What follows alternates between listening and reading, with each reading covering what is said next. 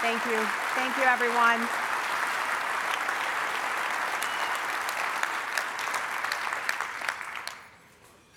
Thank you, Lisa, for that very kind introduction. It's really good to be here at ALEC with so many friends and quality leaders who are shaping policy across all of our 50 states. A special thanks to my fellow Michiganders right here. Thanks so much for joining us and for all your hard work in the Great Lakes state, and go blue. I am, as Lisa said, no stranger to state-based advocacy. It was a primary focus of mine for 30 years before I entered public service. After my husband Dick and I acknowledged our philanthropy could only directly help a limited number of kids, we jumped into the policy arena to empower as many students and parents as possible. It was the only way to help foster the fundamental and necessary shift in how we approach education in America. This advocacy has led to some, let's call it, excitement on the left. You're certainly no strangers to organized protests by defenders of the status quo, but I think it's the first time in recent history I've been to an event where the protesters aren't necessarily here just for me.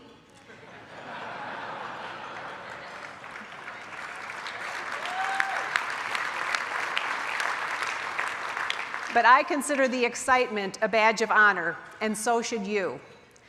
Our opponents, defenders of the status quo, only protest those capable of implementing real change. You represent real change. You have led the way in helping states across the nation craft innovative solutions to today's problems in healthcare, taxes, regulations, entitlements, and importantly, education. Instead of seeking today's headlines, you've played the long game. We've all benefited from this patient approach. Through your leadership, your respective states have truly become the laboratories of democracy our founders intended. Thank you for putting their vision into practice. The reason the founders believed in empowering states is because states are best equipped to solve the unique problems each of them faces. I suspect all of you share that belief. New Hampshire has different challenges than Illinois, Utah, or California. Leaders in each state are likely to better understand their own circumstances. They are closest to the issues and thus are more able to devise solutions than someone perched in Washington, D.C. School choice reforms continue to gain momentum across the nation precisely because they have been driven from within states. Minnesota passed the nation's first charter law in 1991, and the first voucher program was launched in Milwaukee that same year. They paved the way for states like Florida and Indiana and Louisiana to create robust and successful choice programs. Last year in Florida alone, 111,000 students utilized Florida's tax credit scholarship program, Gardner Education Savings Accounts, and McKay scholarships for students with disabilities. And the numbers grow every year to meet increasing parental demand. And new waves of legislation are sweeping through state capitals. Kentucky passed its first ever charter law this year. Where are the bluegrass state legislators? Yay, Kentucky. Congratulations. North Carolina's legislature overrode their governor's veto to provide special needs students with education savings accounts. North Carolina, keep up the fight. And Arizona now provides ESAs to every student in the state. What a huge accomplishment. These are just a few examples of school choice's increasing momentum. In the first 6 months of this year, 40 legislative chambers in 23 states have passed bills expanding school choice for students and their families. That is something to applaud. Progress in providing parents and students educational choices didn't come through a top-down federal mandate. It came as a result of leadership from governors like John Engler, Tommy Thompson, Jeb Bush, and Mitch Daniels, and continues with governors like Doug Ducey, Scott Walker, Eric Holcomb, Rick Scott, and Matt Bevin. And it came from state legislative leaders like Polly Williams in Wisconsin, Brian Bosma and Todd Husted in Indiana, Ann Duplessis in Louisiana, Debbie Lesko in Arizona, Dan Forrest in North Carolina, and so many others, many of whom are in this room today. And the next reforms won't originate from Washington, D.C. They'll come from you.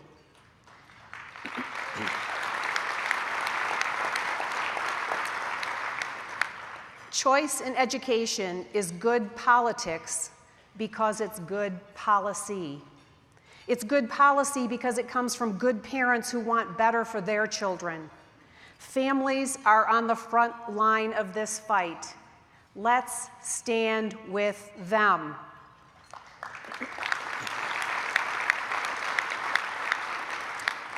Parents have seen that defenders of the status quo don't have their kids' interests at heart. Just the other week, the American Federation for Teachers tweeted at me. Can you please put it up on the screen? I think you should see this. They said, quote, Betsy DeVos says public should invest in individual students. No, we should invest in a system of great public schools for all kids. I couldn't believe it when I read it, but you have to admire their candor. They've made it clear that they care more about a system, one that was created in the 1800s, than they care about individual students. They are saying education is not an investment in individual students, and they are totally wrong.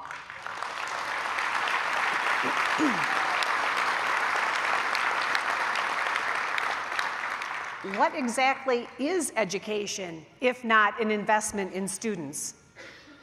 I was reminded of something another Secretary of Education once said. Her name was Margaret. No, not Spellings, Thatcher. Lady Thatcher regretted that too many seemed to blame all their problems on, quote, society.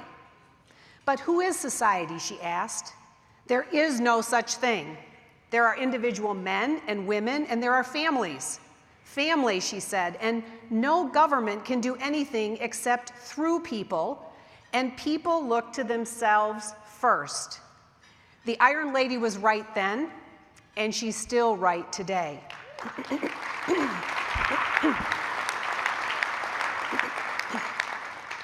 This isn't about school systems. This is about individual students, parents, and families. Schools are at the service of students, not the other way around. Now let's be clear. Providing more educational options isn't against public schools. It's actually not against anything. School choice is about recognizing parents' inherent right to choose what is best for their children.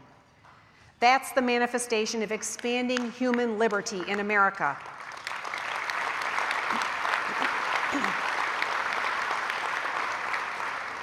And for those of you here today who've been on the front lines, you understand the struggle at the very core of this debate. There are those who defend a system that by every account is failing too many kids, and there are those who know justice demands we give every parent the right to an equal opportunity to access the quality education that best fits their child's unique individual needs. That, of course, doesn't always sit well with defenders of the status quo. But despite the teacher union not-so-veiled threats and millions of dollars, can anybody name a single legislator who has lost a seat for voting to support parents and students? You can't. That's because it's never happened. It's because equal educational opportunity is common sense and because it's the right thing to do. Now, this drives the big government folks nuts, but it's important to reiterate. Education is best addressed at the state, local, and family levels.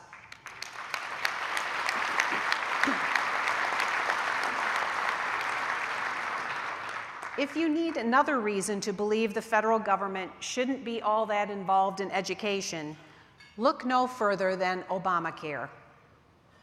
The federal government couldn't build a website that worked, but progressives think it should run a national health care system. We need healthcare reform that rewards innovation and puts patients at the center, just like we need changes in education that put students at the center, empowers educators, and spurs creativity. The same principle applies to fixing our nation's broken tax code.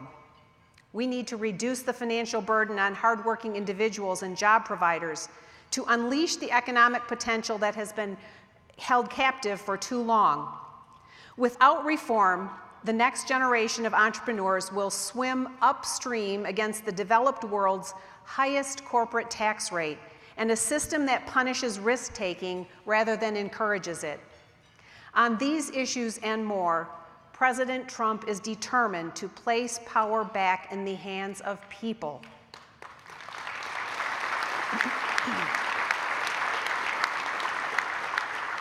The President has said that this administration will reduce the federal footprint in education, and he signed an executive order this past April instructing our department to review every regulation that might obstruct parents, teachers, communities, and states from best serving their students. It's a sad state of affairs in Washington when common sense requires an executive order. We're taking concrete steps to realize that vision, beginning with the implementation of the Every Student Succeeds Act. While we must comport with the law Congress passed, we urge states to embrace the opportunity for creativity and flexibility and to break away from the compliance mentality that has for too long afflicted education. This path is a stark departure from the previous administration, which issued regulations that were a far cry from and even ignored congressional intent. Thanks to the Congressional Review Act, we've returned to the law that Congress actually passed, and I'm looking forward to reviewing and ultimately approving every plan that meets that law. In accordance with the President's executive order, we're also undertaking a regulatory reset to review the previous administration's most harmful and costly regulations. And there are plenty that fit that description. Without congressional action or authorization, the last administration rushed a new borrower defense to repayment rule into effect and put taxpayers on the hook for an estimated cost of up to $17 billion. While students should have protections from predatory practices, schools should also be treated fairly. Similarly, the previous administration's gainful employment rule took 2 words from the Higher Education Act, passed over 50 years ago, mind you, and turned it into 215 pages of regulations. It was textbook overreach and was solely to advance their administration-wide war on every type of organization they didn't like. The uncomfortable truth for those rulemakers, however, was that if many traditional institutions were held to the same standards as for-profit entities, many of them would fail gainful employment requirements too. This concern was widely shared throughout the higher education community. This entire area needs to be re-examined. We've pushed the pause button on both these poorly written regulations. While they might have been well-intentioned, they would cause more harm than good. And most importantly, they would fail to serve students, institutions, and taxpayers well. The time of inefficient, top-down, one-size-fits-all mandates is over.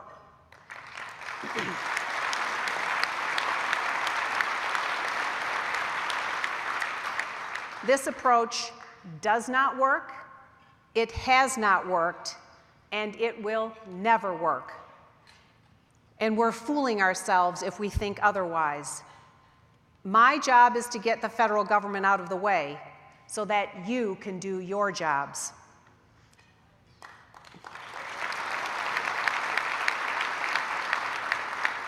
Back to the Every Student Succeeds Act. Just as we applaud the federal government's return of decision-making power and flexibility to states under ESSA, I want to go a step further and challenge you to grant that same flexibility to your state's districts, principals, and importantly, to teachers. Teachers are on the front lines, and they know how best to meet the needs of their students. yet too often their voices aren't heard. Last week, I met with a number of teachers who no longer teach. I wanted to understand why they aren't doing what they all profess to really love doing, teach. I heard from Matt, who was berated for not being on page 72 of the lesson plan along with everyone else on a certain day on the calendar. And I heard from Jed, who was told to keep it down because his class was too energetic and having too much fun. These talented ex-teachers expressed frustration that they weren't entrusted with more responsibility, honored with more flexibility, and weren't respected as professionals who know their students and what each of them needed to learn and achieve. Their system mandated that teachers follow the same written and unwritten rules, rather than do what is right for students. I come back to the same simple philosophy. Those closest to the students know best. Parents know best what learning environment is right for their child.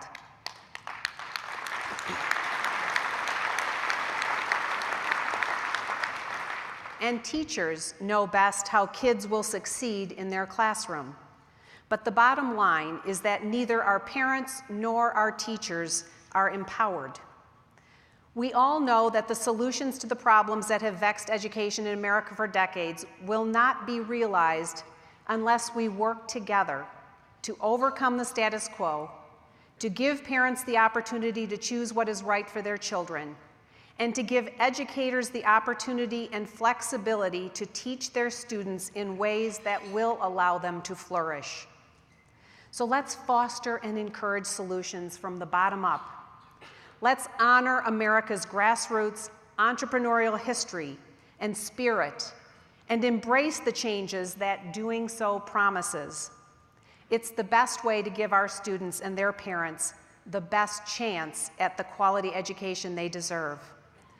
Our work will not be done until every child in America, every single child, has an equal opportunity to a world-class education. The rising generation is 100% of our future, so they deserve nothing less than 100% of our effort. Thank you, God bless you, and I look forward to continuing to work with you all in the future.